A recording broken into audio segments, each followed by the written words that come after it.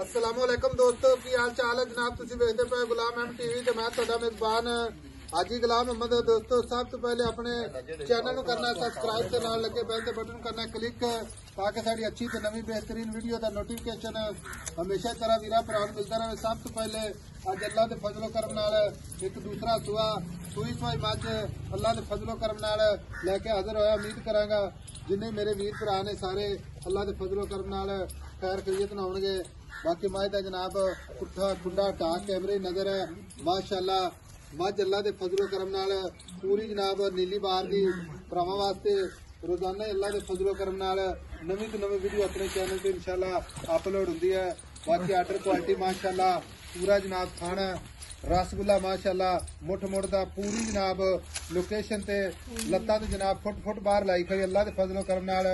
बाकी पूछल है जिवें जनाब डोर हुंदी है माशाअल्लाह पूरी मज बरीक मज दा कद चंगा लाम चंगी माशाअल्लाह निकी निकी सिंगी कोई अख माशाअल्लाह मगर कट्टी दुध की गारंटी होगी थना ही कोई घाटा वाधा छट्टा फुआरा पूरी अपनी जनाब जिम्मेदारी है। बाकी जनाब सारिया गल्लां मालक तो सांझियां लवांगे किन्ना मालक मुल करदा मुहब्बत ते प्यार नाल अल्लाह दे फजलो करम नाल माशाअल्लाह। बाकी लिबास माशाअल्लाह चुन्नी तो लैके सार तिकर उन्ना ही वाना जनाब अगे उन्ना ही पिछे माशाअल्लाह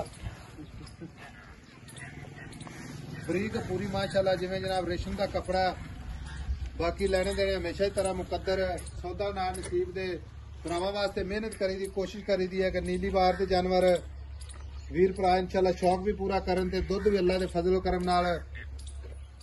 अस्सलाम वालेकुम जी। वालेकुम सलाम भाई अल्लाह रखा की हाल है? शुक्र है मौला की। आज सुई भी कितने दिन हो गए? आज चौथा दिन। आज 4 दिन हो गए। हाँ जी। ते सुआ किनवा सुई?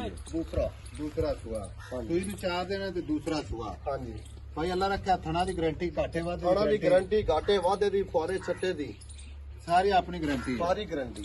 मज दे थल्ले आके तक जेड़ा बंदा एक नहीं दो नहीं हफ्ता चौंदा रहे बिल्कुल 5 बजे भावे 8 दे चोई रखे भावे 8 दिन चोई रखे 5 बजे पूरे टाइम ते दो दसना जेड़ा तसल्ली नाल पूरा करदा रहेगा। जेड़ा तसल्ली नाल 15 लीटर 2 टाइम दा मिल लवे 4 किलो गाड़ी होसी मैं दी कच्ची माई सुई खड़ी है 15 किलो दूध 15 किलो दूध तो कितना दूध करेगी अल्लाह दे हुक्म नाल 20 किलो नु क्रॉस करेगी 20 किलो क्रॉस करेगी।